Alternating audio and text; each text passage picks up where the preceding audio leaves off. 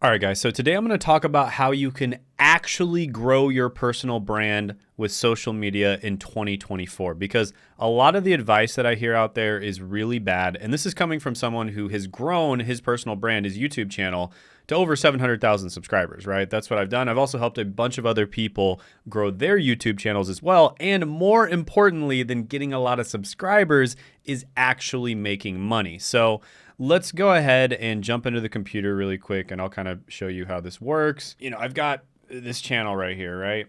So Shane Hummus, this channel's 700,000 subs and I make about 300K per month from the channel. Now, I just started a new business and I scaled it to 100K per month in 3 months, right? So, absolutely crushing it with the new business. And I'm using the same exact techniques, except I'm much better at it this time, right? There's many different pieces of advice out there that I hear people give. And honestly, most of the YouTube coaches and YouTube course creators basically give you advice that focuses on getting views and subscribers. Their advice is designed to get you views and subscribers, but it's not designed to actually make you money.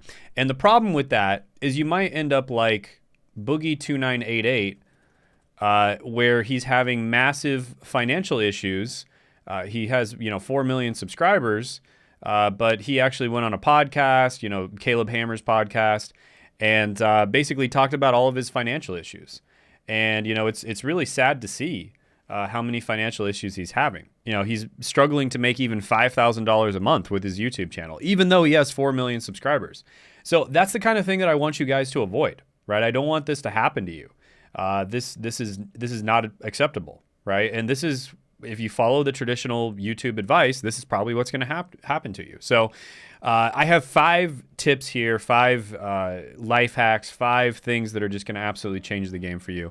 The first one is make niche content, not mass market content. So, first of all, what is mass market content? Well, Boogie2988 makes mass market content, right? So he makes content that is designed to entertain people. It's designed to capture people's attention who have the attention span of a goldfish.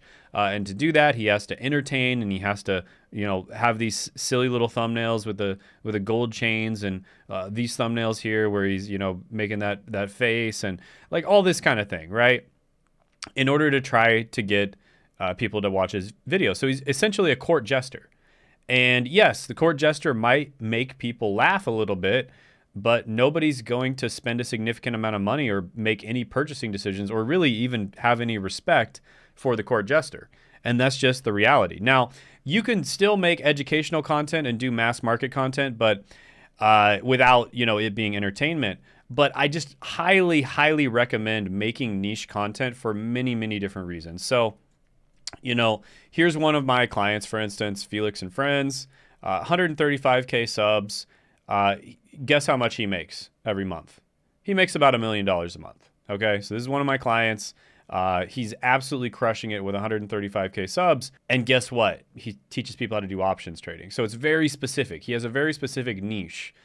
He's not making mass market content. He's making niche content, and he's teaching people how to do options trading, which is really important. It's really important to note that. Some other guys, Josh, it's another one of my clients, 156K subs. He doesn't make quite as much, but he teaches people how to get into IT jobs as well as cybersecurity jobs.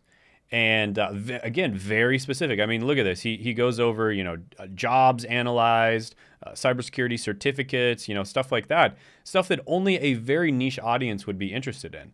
And because of that, he attracts the right audience and the right people end up buying his stuff. And this is why Josh has 156K subs.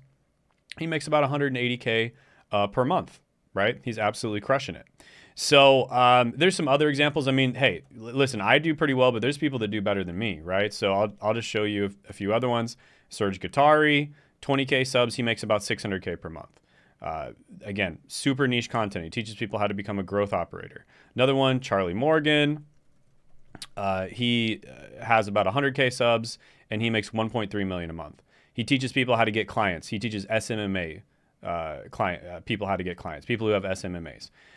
So it's very simple. Now, the one thing that all these guys have in common, even though they teach this business model or that business model, is the real way they're making the most of their money is through making content. That's like the real way they're making their money, even though they teach, oh, cold call this way, or send cold looms, send cold DMs, stuff like that.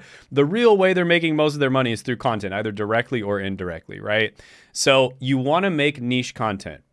The cool thing about niche content, which is number 2 on the list, is you can make raw, authentic content. So if you look at these guys' videos, it's not heavily edited. Now, why is this? Like, this is literally a Loom video, right? This is a Loom video that he posted. So pretty poor quality. Now, why is it that he's able to get away with that? Because he is making videos for a niche audience, a sophisticated audience that wants to dive deep on a very specific subject. So they don't care for being entertained. You don't need to have fancy editing. You don't need to hold their attention because they have the attention span of a goldfish. You simply need to just deliver value. And if you notice a lot of his videos, the crazy thing is a lot of his videos are like an hour long, right? Literally an hour long with 0 edits. It's just him talking in front of, or this one's 2 hours. It's just him talking in front of a whiteboard. And I'm pretty sure he films this with an iPhone as well. I mean, look at the quality on this. It looks like an absolute potato, right? So this is just another example. Going back to, Serge Guattari example, Serge, he, his videos are also pretty basic, right? Like this is what he started off with. Again, it was a Loom video. He's just going over a Google Doc, maybe showing some of his back-end stuff, nothing crazy at all. And then, even his newest videos, he has a cute little intro or whatever, but then it's just him going over. And then it's just him going over like a Google Doc or some kind of Miro board or something, or Lucid. It looks like Lucid chart. So I think you guys get my point, right? When you're working with real people that have real money and real problems, and you're solving those problems for them, that's what's known as a sophisticated audience, right? You're not dealing with newbies. You're dealing with a sophisticated audience, and because of that, because you're dealing with a sophisticated audience, you can make raw, authentic content. Now, if you want to make mass market content, you can still make it work, right? You can still make a ton of money making mass market content and then also selling like a high ticket product or service. So typically, for instance, I teach people how to do this. I work with coaches, consultants, online service providers, course creators in general, and then of course agencies, SMMAs. So, and by the way, if you want to apply to work with me and actually figure out how like all these guys are doing this, the link is going to be down in the description in the pinned comment below. You can check it out. Yeah, this is very, very easy to do this stuff, guys. Like it's when you're making raw, authentic content, you basically just pretend like you're sending a Loom video to one of your friends. That's all you do. You got a business buddy, you learn something cool, or they asked you a question, and then you just send a Loom video basically answering the question for them. That's it, right? That's raw, authentic content, and that's how it's done. And that's how you want to do it, guys. So huge, huge, huge. All right, number 3, minimalist editing. So even if you're doing mass market content, okay, minimalist editing still works. And this is the new meta because people are so tired of this crazy over-edited stuff. I mean, even Mr. Beast is changing up his style. Like he's been changing his style lately and doing less editing and more storytelling because he understands this change is happening. And people are tired of just the constant dopamine, just getting their dopamine receptors just pounded every freaking second with another edit and another sound and another joke and another, planned oopsie mistake in the video that everyone knows was planned.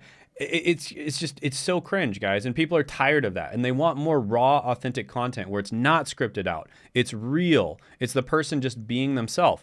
And you even saw this guy, Sam Sulek, grow his channel unbelievably fast, making this raw, authentic content, right? All he did was he just recorded himself working out at the gym. There's maybe a few edits in the entire video. He just records himself driving to the gym. He talks to the camera for a few minutes while he's driving to the gym. And then he goes and he works out at the gym, and there's just like a few edits. He just puts the clips together, basically. And then he drives back, and he talks. And then maybe he goes to his kitchen and he eats some food. Or maybe he goes to the store and he brings you along with him. So it's almost like you're hanging out with him. So this is obviously mass market content. It's not niche content because it appeals to like a large amount of people. But with that being said, you can see that it even works with mass market content, right? If you want to make mass market content and you want to do the retention editing, by all means, go ahead. You can do that. It does work, but why do it when you don't have to? Because it's like 10 times more work. It's going to take you 10 times as long to make each video, right? So minimalist editing, guys. Minimalist editing, you don't have to worry about just crazy amount of edits and a crazy amount of special effects and all that kind of stuff. You don't have to do that. You know, later on down the line, if you want to do that, once you've established your niche, go ahead. But it's actually going to hurt you at first because it's going to take you so long to edit the videos that you're not going to be able to upload consistently. And so you want to upload consistently and sustainably. And the way you do that is with minimalist content, right? So minimize editing. Number 4 is going to be build in public. So if you're someone who is already an expert, build in public. Show people what you're doing. Talk about the behind the scenes. Talk about what you're doing that's working. Talk about what you did that didn't work. Talk about your wins. Talk about your losses. Share these things. Share your L's. Share your W's.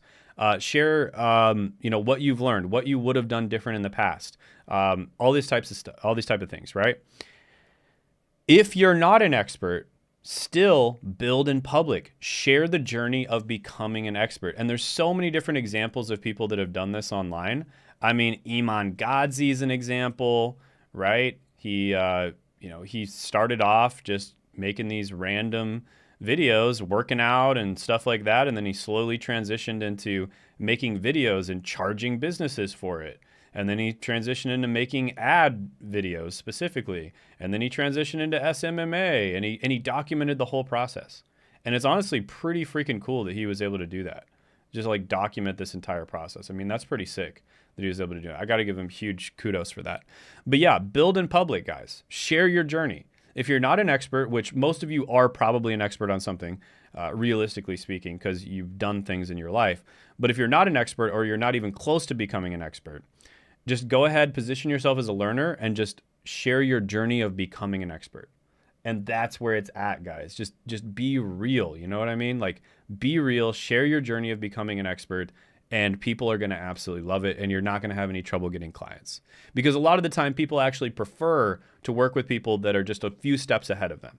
You know, example is like recently I started getting into chess.